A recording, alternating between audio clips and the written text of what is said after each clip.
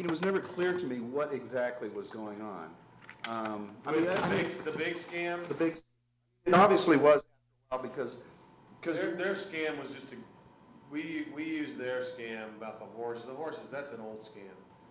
You know, and we actually explained that to Mark, but in the scene, Mark's real is a lot more happy-go-lucky, and we just lost the thread of that character there.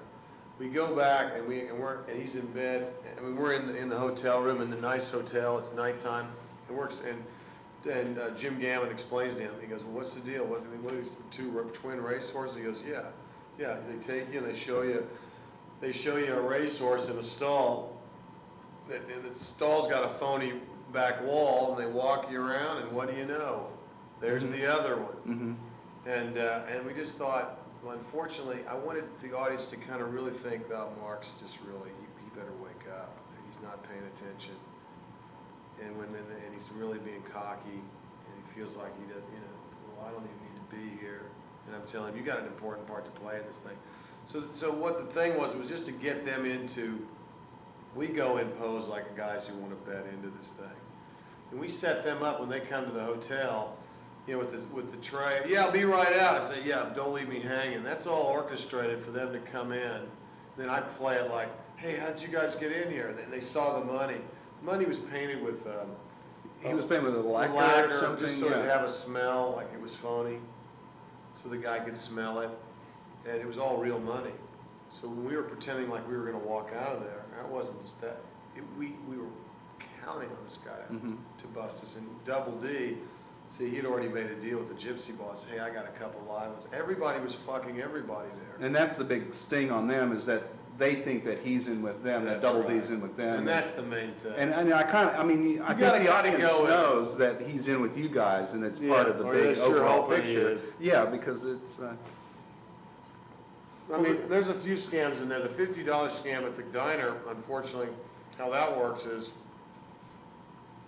that's one of those classic short change scams. Wait. I think I've seen that on Andy Griffith or something. Let me give you $50, so you got change for 50. All right, well, you know what, let me give you these two 20s, and I'll give you a 10, and you can give me that 5. It's just it's a money shuffling thing. That scam never even has a chance to take, flour, because he just blows the setup.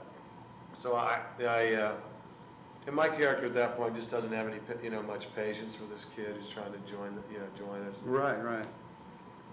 I like do you got any Irish in you?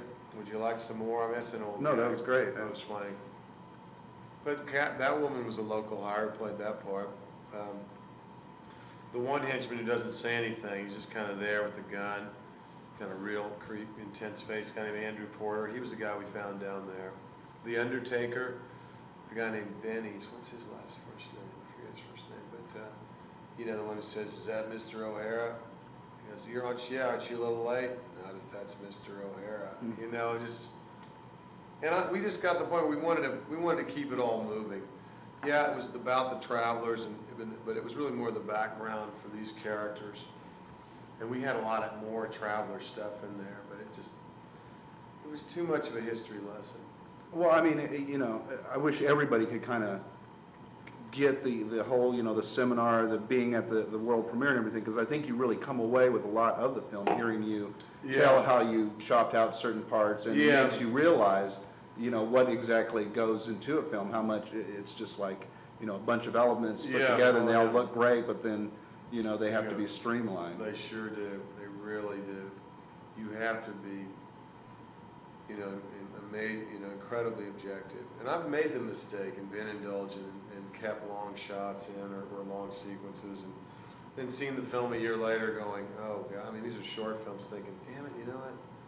That was a vain choice to do that there, and I should have cut it cleaner." A lot of filmmakers, I think, take advantage of the length of a movie and stuff.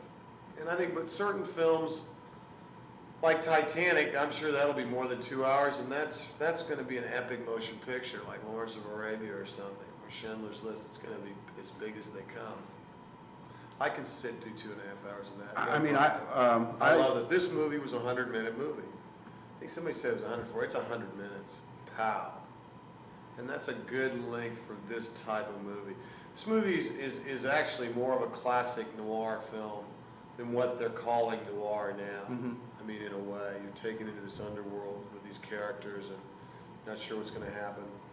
What's cool too is, you know, we don't even introduce the gypsies till the third act. I mean, you know, the Rom gypsies they're going to go up against. So you really can't figure what's going to happen next, and that's what's great at that last scene. You just don't know. And I just wanted Hope to die at that moment and to realize, you know, you live by these kind of rules. You better be prepared to die by them too. Well, you mentioned Titanic, and you've been in several James Cameron films. Yeah, I'm really proud of that fact too. He's been a great friend, a great colleague. Was Aliens the first film? No, of his, or- I was actually Jim's set dresser when he was an art director before he became a director over at New World Pictures. And this is back in 1980. He was art directing a picture called Galaxy of Terror. And I was his set dresser. We got to be friends, and I was making a little short called Fish Heads at the time. What, the Fish Heads, Yeah. Barnes and Barnes? Yeah, yeah. You did I that? directed that. I made that film. Yeah, I've seen that. Yeah. Well, that's great. So you. So that's how I got to know him in the Terminator. He was writing Terminator at the time and had no deal on it. And God, he would be telling us about Terminator. I'd be painting a set, going, "Wow, that's pretty cool." The Terminator comes back from the way we get this straight. He comes back from the future to kind of change the past, far out.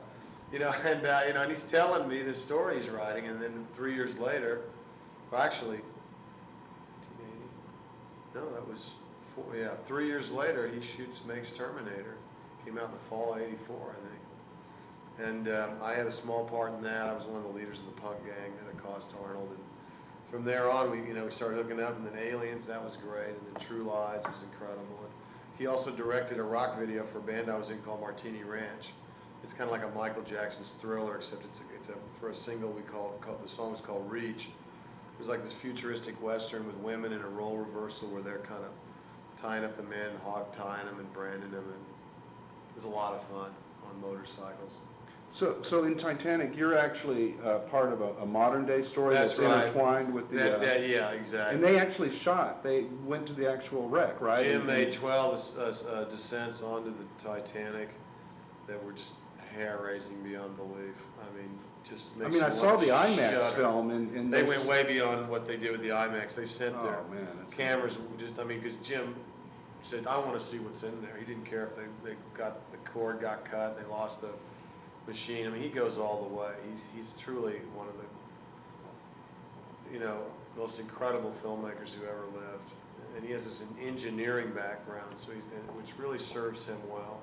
His films are they're built like incredible machines, great pieces of art. They are.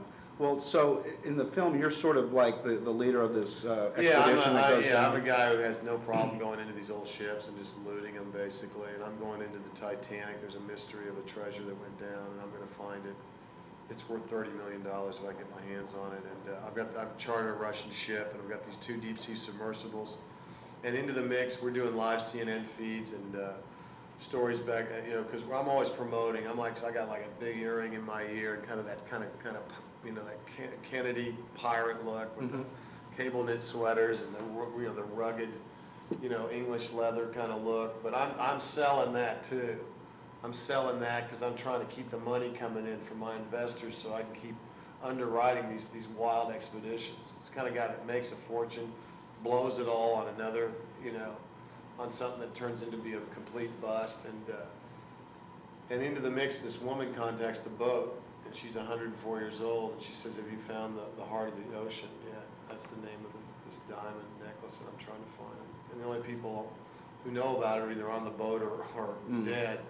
So we fly her out to the boat, and she starts, when I start interviewing her, I'm really just trying to pump her for information, and that's when the story begins. And she turns out that's Kate Winslet's character grown up. Way grown up. Because in that IMAX film, they actually had one woman who was a survivor. Yeah, right? she And just that was died. really moving. Well, it's an amazing film. It's going to be one of the greatest movies of the end of the century, I think. Well, I read where they're trying to get together Terminator 3 for 1999 summer. Would you have anything to do with that? I don't right now, but I'm sure that'll be fantastic.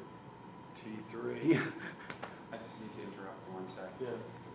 Chris Vogner from Dallas Morning News is Okay.